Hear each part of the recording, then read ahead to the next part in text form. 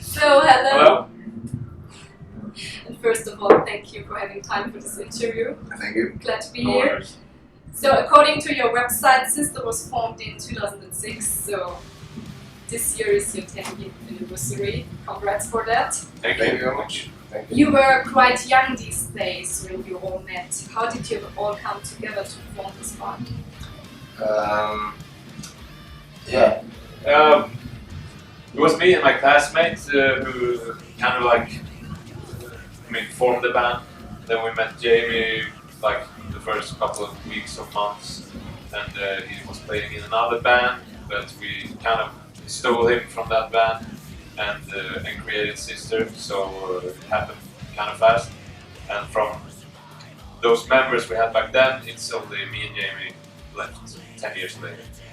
The funny thing is, when, like you said, congrats to the 10th anniversary. It's kind of fun because, like you said, we were pretty young. I was 16 at the time, and back then we just wanted to have a band so we could party and play and drink beer and stuff like that. And of course we released 3 demo CDs, something like that. But we really, then in 2009 when we turned 20 something, we said to each other, let's do this for real. Sister is always been real, but we said like let's take the next step and do it 100% instead of drinking beer and let's focus on the music. So with the first EP, Dead Boys Making Noise, that's the actual real start of Sister. But we are honest because we formed the band in 2006, so we're honest about that, of course. And then we started for real in 2009.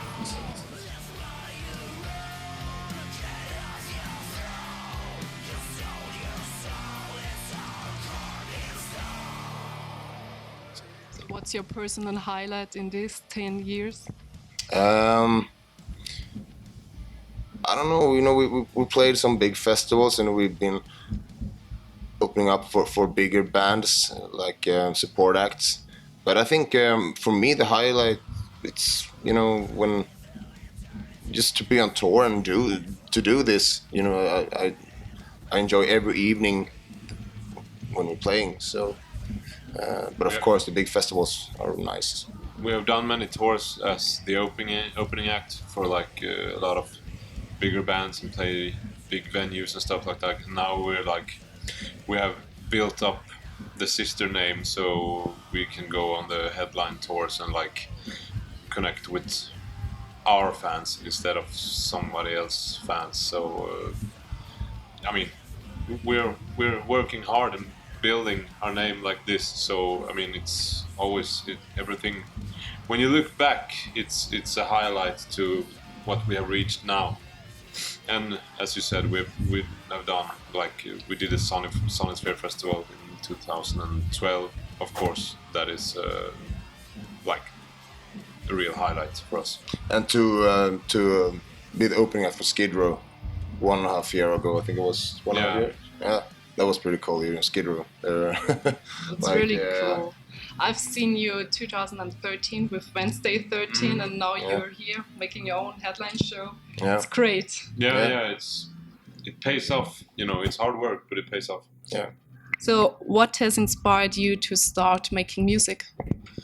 I grew up with all the classical bands, Twisted Sister, Judas Priest, Motley Crue, of course. When I was little, I stole my mother's Kiss tape, and then we went. What is it? Kindergarten. Yeah. We played it at kindergarten just when the other child was sleeping. So we just pressed the play and then the stereo. It was fun. But from the first time I ever heard Kiss, that was the first time I know that this is what I want to do. So I think it's been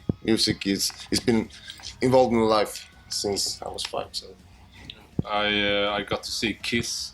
I just figured out it was 20 years ago, and that feels so strange to say. But I was 8 years old, and then I saw Kiss. My cousin brought me to the concerts, and I was already a huge Kiss fan, but he took me and my brother there, and I was like, since then it has been. And as you said, we performed as children, we sang, did Nirvana and stuff on the kindergarten, stuff like that. So I guess it's always been there. And we had like the band pretty early. So I remember when I was like 5 or 6 or something, we had like the fun hour, they call it. Every Friday it was the fun hour that you could perform or sing or show your drawings or stuff. And then every time me and my my friends played Kiss and Europe covers, not this again every week. But yeah, it was fun. So you've just released an album, Stand Up Forward March. How was the writing process of this album? It was fun, of course. It was more work than ever, and it was recorded in Shit City, no rock and roll, in Upplands Väsby. So we started pretty early, and right after we released the Disguised Vultures album in 2014, we went to a cabin, like on the countryside, and with not that much. We didn't have. I guess we had a couple of songs or something, but we're gonna lock ourselves in there for 1 week and just working with music. So it started back then. Then we tried stuff and worked for 1 year. Then in 2015 it was like, okay, now we're gonna really collect everything we have and start with this album. And some of the songs that we wrote back then actually came on the album, and some of the songs we wrote weeks before we recorded them.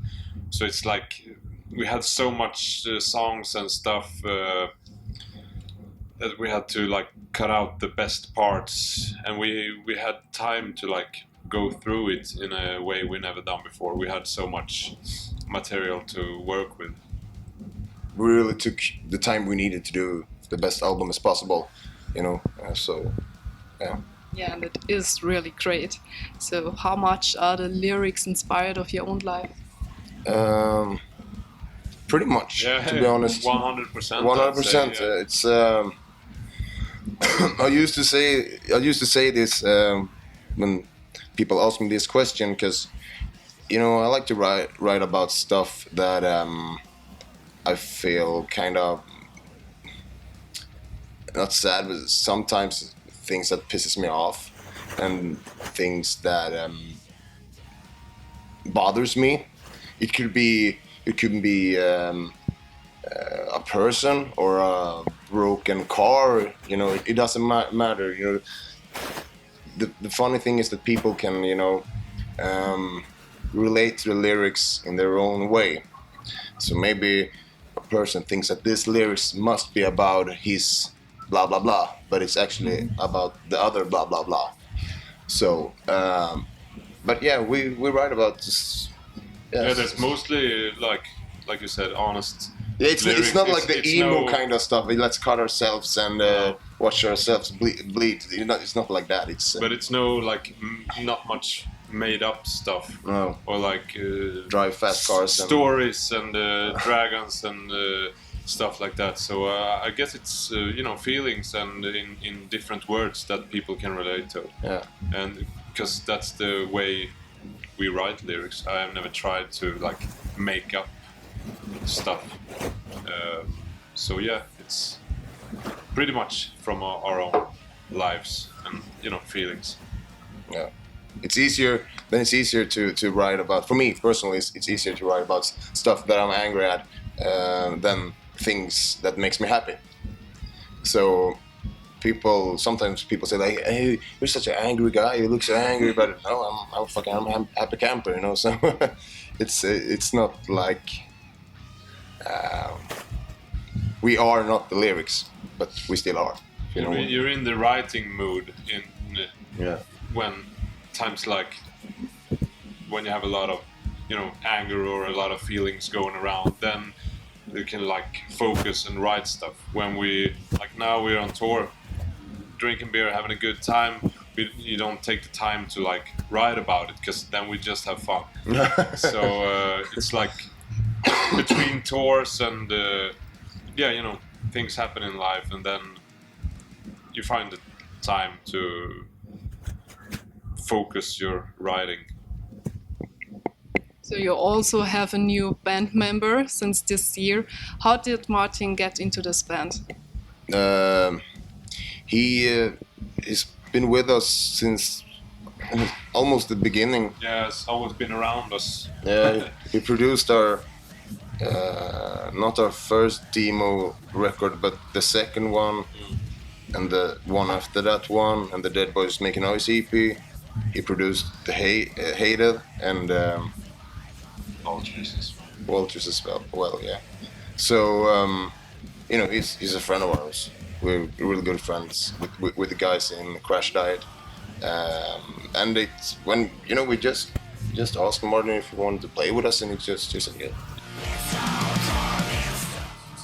It's so strange because I think every new member we've had in this band comes out of another band that we know of breaks up, or one member quits or whatever, so they've been forced to quit, and one sister member drops off. So you're like, oh, that band, they're not playing anymore. Guitarist, not as easy, but after a conversation. And the Martin situation, because Crash Diet is not playing right now, they were like on ice, and Ricky decided to leave our band. Then it came naturally, like, hey, Martin is around and he's not playing right now, so we asked him, and he was happy to join. So it was pretty easy decision. Yeah. But he will stay with you for a while, hopefully. Hopefully. We hope so. Let's see what happens. We have learned that we can't plan more than a year. A day. Or maybe a day or a week. But like, this is how it is now, and we're all happy and enjoying playing together. We just done a great album, so we're gonna continue until whatever happens. Yeah, let's see. So I'm afraid we are at the end of our interview. Is there anything you want to add, you want to say to your fans? Fuck them, No, come and see us. Come and see us. This Destination Dust tour, and buy the album. The tour been great so far, and we really appreciate when we see people coming back to our shows, because I recognize a lot of faces that's been to our concerts earlier. So it's really fun to be doing this, and the crowd is awesome. So yeah. Thank you. Thank you very much. Thank you so much.